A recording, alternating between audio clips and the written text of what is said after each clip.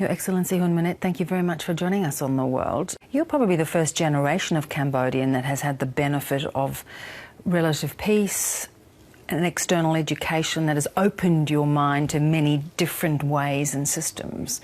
Where do you stand in terms of the way forward for Cambodia? I think there are factors that we need to preserve and build upon.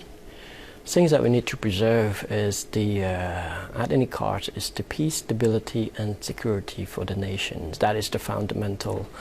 It's a foundation for everything else. It's the developments to stop prevention of further suffering and death of the people, like we've seen in the past of our history, because 500 years of internal conflicts. You're widely tipped to succeed your father, Hun Sen. Is that your expectation?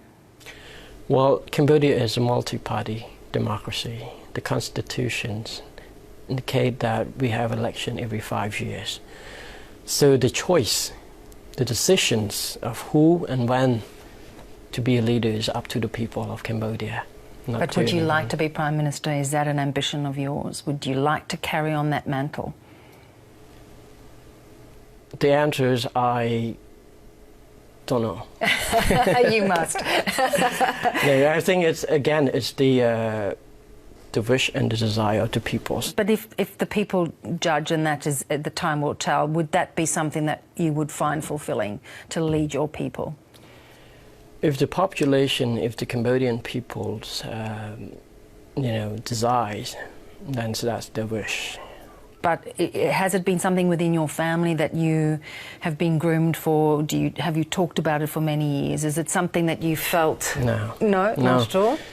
No, actually, our fathers has stated many times that he doesn't want any of his children to follow in politics. Well, you haven't listened very well, have you?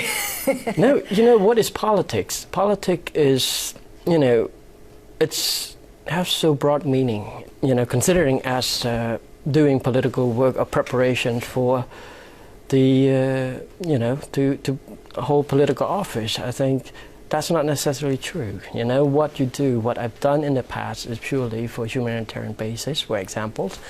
The engagement of youth, it's just with the passions to have that. Whether it is for politics or anything, it's not, that's what the concern. The concern is that how much it could contribute to society, how much, with the limited time I have on this earth that I could contribute to, fulfilling the needs of many people and that. Let's talk for a moment about, of course, your father has been in power for 30 years, and you've heard the criticisms before, repression, corruption, and now potentially they may point the finger and say there's nepotism in terms of you and your brother coming through. Does that sit uncomfortably with you? Do you see that there is a need for a different perception? I mean, there's, no way to hold people for making judgment on things. That's human beings. People would see a glass, would say, some would say half empty, would say half full. It's their views, it's their decision of making up their minds, that we all respect that. But the facts of the matter is, what's really matter is deep down inside, what do you feel conviction of your actions? Your action is, my father is leading the country for 30 years.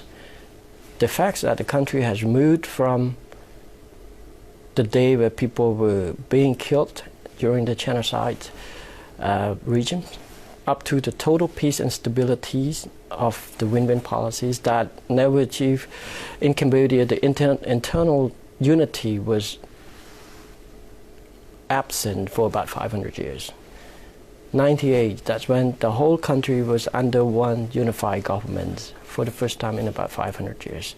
All the peace and prosperities, all the liberties, all the freedom of expressions, the rights to life, the rights to education, the rights to basics welfare, the rights to, whole form association is there.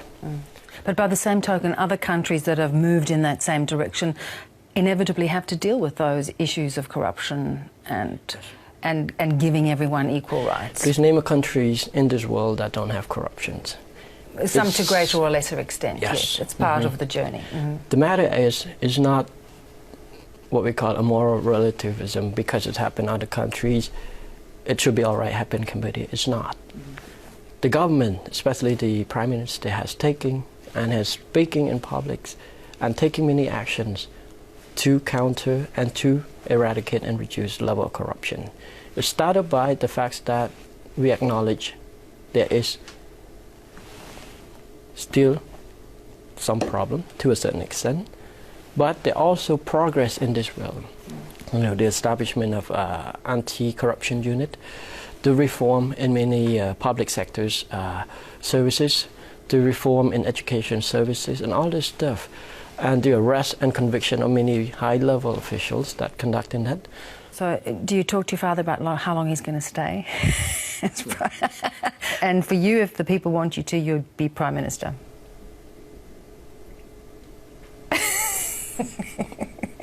Do I take that as a yes? No. Not yes. Not yet, but in time. Not yes. Not yet. Hun Manet, Your Excellency, thank you so much for joining us. Thank you very much. Thank you.